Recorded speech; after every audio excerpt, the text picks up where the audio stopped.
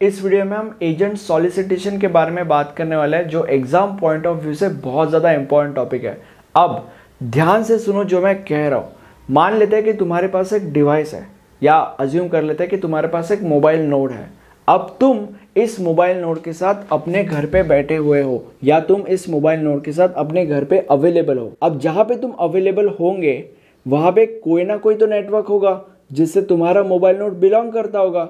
अब क्योंकि तुम्हारा मोबाइल नोड इस नेटवर्क से बिलोंग करता है, इसलिए तुम्हारे मोबाइल नोड के लिए ये नेटवर्क एक होम नेटवर्क हो जाएगा। अब लेट्स से फॉर एग्जांपल तुम्हें एक लोकेशन से दूसरे लोकेशन पे ट्रैवल करना है, और तुम वैसा करते हो। तुम यहाँ से अपने मोबाइल नोड को लेके एक लोकेशन से दूसरे लोकेशन पे ट्रैवल करते हो। ये कौन सा लोकेशन है? ये let's say for example Nagpur है। तुम नागपुर में चले गए। अब नागपुर में जिस लोकेशन पे तुम होंगे उस लोकेशन पे भी कोई ना कोई नेटवर्क होगा, राइट? अब क्योंकि तुम्हारे मोबाइल नोड के लिए वो नेटवर्क होम नेटवर्क नहीं होगा, क्योंकि वो तो ये था, इसलिए तुम्हारे मोबाइल नोड के लिए ये नेटवर्क एक फॉरेन नेटवर्क हो जाएगा, राइट? अब जब ये मोबाइल नोड इस फॉरेन नेटवर्क में एंटर करेगा, तब इस मोबाइल नोड के लिए ये फॉरेन एजेंट को कनेक्ट करना बहुत ज़्यादा इंपॉर्टेंट हो जाएगा। और ये क्यों?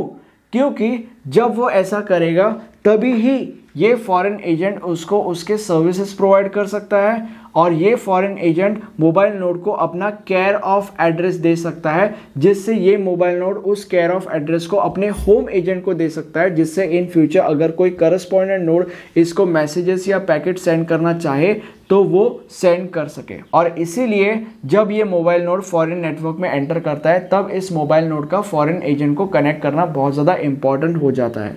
एंड इन दो पॉइंट्स में से भी ये पॉइंट सबसे ज़्यादा इंपॉर्टेंट है। अगर तुमने इस पॉइंट को निग्लेक्ट भी कर दिया that is totally fine, but इसको कभी भी मत निग्लेक्ट करना। इनफैक्ट ये पूरा का पूरा वीडियो इसी पॉइंट को कंसिडर करके हम बनाएंगे, ठीक है? तो अभी तक हमारी बात क्या हुई? अभी तक हमारी बात ये हुई कि जब मोबाइल नोड फॉरेन नेटवर्क में एंटर करता है, तब उसका फॉरेन एजेंट को कनेक्ट करना बहुत ज़्यादा ज़रूरी होता है। अब अगर मोबाइल नोड का फॉरेन एजेंट को कनेक्ट करना इतना ज़्यादा ज़रूरी होता है, तो सबसे पहले उसको फॉरेन एजेंट को डिस्कवर तो करना पड़ेगा, तभी ही वो उसके साथ कनेक्शन बना सकता है, राइट? अब अगर उसको फॉरेन एजेंट को डिस्कवर करना है तो उसके दो तरीके हैं। तरीका number 1 is agent advertisement and तरीका नंबर 2 इज एजेंट सॉलिसिटेशन। तो अभी इस वीडियो में हम एजेंट सॉलिसिटेशन का अभ्यास करने वाले हैं। अब एजेंट सॉलिसिटेशन में सबसे पहले मैं ये चाहता हूं कि तुम सॉलिसिटेशन का मतलब क्या होता है वो समझो। सॉलिसिटेशन का मतलब होता है the act of obtaining something from someone, मतलब किसी से कुछ लेना। इस चीज को सॉलिसिटेशन कहते हैं। अगर सपोज मुझे किसी से कुछ लेना है तो मैं उस इंसान को सॉलिसिटेट करूंगा, मतलब मुझे उससे कुछ चाहिए या मुझे उससे कुछ लेना है, काइंड ऑफ दैट स्टफ। तो बेसिकली एजेंट सॉलिसिटेशन के अंदर क्या होता है? एजेंट सॉलिसिटेशन के अंदर मोबाइल नोड फॉरेन एजेंट को सॉलिसिटेट करता है, मतलब मोबाइल नोड को फॉरेन एजेंट से कुछ ना कुछ चाहिए। क्या चाहिए? उसको उससे उसका केयर ऑफ एड्रेस चाहिए। क्यों चाहिए? क्योंकि जब उसको उसका केयर ऑफ एड्रेस मिलेगा, तब वो उस केयर ऑफ एड्रेस को अपने होम एजेंट को दे सके, जिससे इन फ्यूचर अगर कोई करस्पॉन्डेंट नोड इसको मैसेज या पैकेट सेंड करना चाहता है तो ऐसा वो स्मूथली कर पाए और उसको उसका मैसेज या पैकेट मिल सके। तो इसीलिए मोबाइल नोड को फॉरेन एजेंट का केयर ऑफ एड्रेस चाहिए होता है, और इसीलिए मोबाइल नोड फॉरेन एजेंट को सॉलिसिटेट करता है। अब ये सॉलिसिटेशन की प्रक्रिया क्या है? ऐसा वो क्या करता है जिससे उसको उसका केयर ऑफ एड्रेस मिल जाता है? तो वो हम पढ़ने वाले हैं। तो एजेंट सॉलिसिटेशन में क्या होता है? ऐसा करने के लिए mobile node solicitation messages send करता है, ठीक है? और जब मोबाइल नोड ये सॉलिसिटेशन मैसेजेस सेंड करता है, तब ये बहुत ज़्यादा ज़रूरी हो जाता है कि ये जो नेटवर्क है ये फ्लड ना हो। क्यों? क्योंकि इस एग्जाम्पल में तो एक मोबाइल नोड है, बट इन रियलिटी बहुत सारे मोबाइल नोड होते हैं या हो सकते हैं एक नेटवर्क के अंदर। और जब बहुत सारे मोबाइल नोड होते हैं एक नेटवर्क के अंदर, तब सारे के सारे मोबाइल नोड्स को इसका केयर ऑफ एड्रेस चाहिए होगा, राइट? तो उसके लिए सारे के सारे mobile nodes solicitation messages send करेंगे। अब अगर सारे के सारे mobile nodes solicitation messages send करेंगे तो ऑब्वियसली ये नेटवर्क तो बहुत ज़्यादा फ्लड होगा, राइट? तो इस सिचुएशन को कंट्रोल करने के लिए या इस सिचुएशन को अवॉइड करने के लिए, अवॉइड करना इज वेरी इंपॉर्टेंट, क्या किया जाता है, इस सिचुएशन को अवॉइड करने के लिए एक रूल बनाया जाता है। और वो रूल ये होता है कि जब मोबाइल नोड फॉरेन नेटवर्क में एंटर करेगा तब वो सिर्फ और सिर्फ 3 सॉलिसिटेशन मैसेजेस सेंड कर सकता है 1 मैसेज पर सेकेंड के हिसाब से। और अगर 3 सॉलिसिटेशन मैसेजेस सेंड करने के बाद भी इसकी केयर ऑफ एड्रेस की रिक्वेस्ट फुलफिल नहीं होती तो ये क्या करेगा, उसकी सॉलिसिटेशन मैसेजेस सेंड करने की जो स्पीड है उस स्पीड को ड्रास्टिकली कम कर देगा।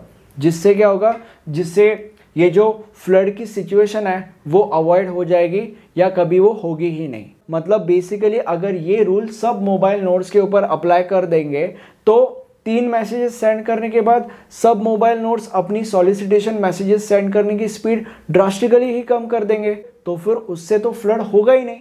ओके, और इस तरीके से ये जो फ्लड की सिचुएशन है ये अवॉइड हो जाएगी। अभी क्या होता है, जब मोबाइल नोड अपने 3 सॉलिसिटेशन मैसेजेस सेंड करता है तो मोस्ट ऑफ द टाइम उन 3 सॉलिसिटेशन मैसेजेस में से एक सॉलिसिटेशन मैसेज फॉरेन एजेंट को मिल जाता है। और जब ऐसा होता है फॉरेन एजेंट इस मोबाइल नोड को, मतलब जिसका मैसेज उसको मिल जाता है, उस मोबाइल नोड को एज अ रिप्लाई एक सिंगल एजेंट एडवर्टीजमेंट सेंड करता है। ठीक है, it is a sign of a reply, या you can say it is like foreign agent का मोबाइल नोड को ये कहना कि भाई मुझे तेरा मैसेज मिल चुका है और अभी हम कनेक्ट कर सकते हैं।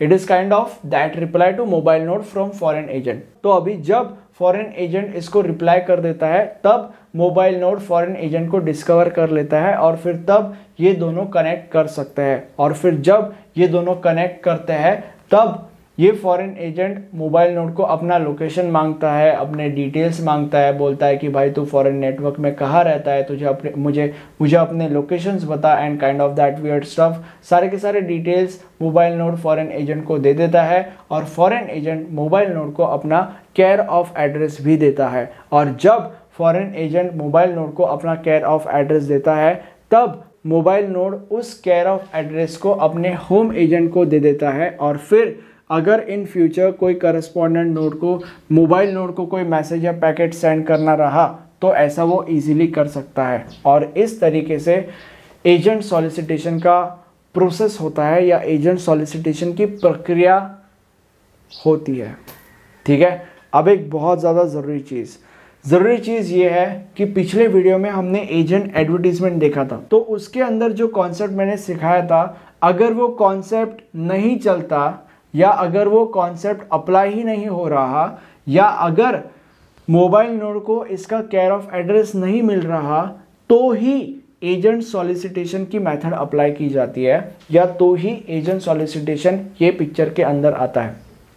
राइट, अगर ये अप्लाई हो रहा है या अगर पहले इसको इसका COA मिल गया तो फिर एजेंट सॉलिसिटेशन पिक्चर में नहीं आएगा।